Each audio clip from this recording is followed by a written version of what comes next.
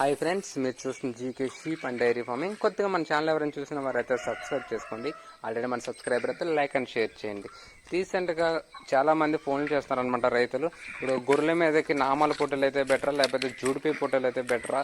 Present situation బట్టి అయితే మీకు మంచి క్వాలిటీ బ్రీడర్ అయితే పెట్టుకోండి. విత్తనం కోసం అయితే మంచి పిల్లలు దిగాలనుకుంటే దీనికి జూడిపి కన్నా నామాలది అయితే కొంచెం బెటర్ అన్నమాట. నామాల పొట్టేలు మంచి సైజు కనుక రూపాయి ఎక్కువైనా పర్లేదు, కొంచెం మంచి పొట్టేలు అయితే మీ గొర్రెల మీదకి పెట్టుకుంటాం అన్నమాట.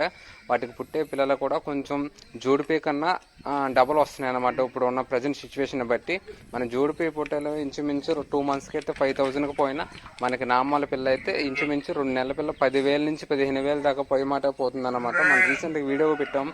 దగ్గర 60 మంది కన్నా దగ్గరగా ఫోన్ చేశారన్నమాట చాలామంది ఈ పొట్టేల పిల్లలు కావాలని చెప్పి. ఎందుకంటే వాళ్ళు చాలా డిమాండ్ ఉందన్నమాట ఈ పిల్లలకైతే. జూడిపి అయితే మన మార్కెట్ పోతే 100కి 100 దొరుకుతాయి అన్నమాట మనకి.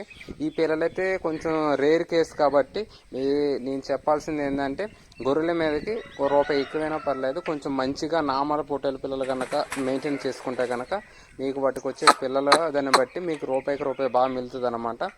దీన్ని బట్టి జూడిపి పొట్టేల కన్నా నామాలు బెటర్, కొంచెం బెటర్.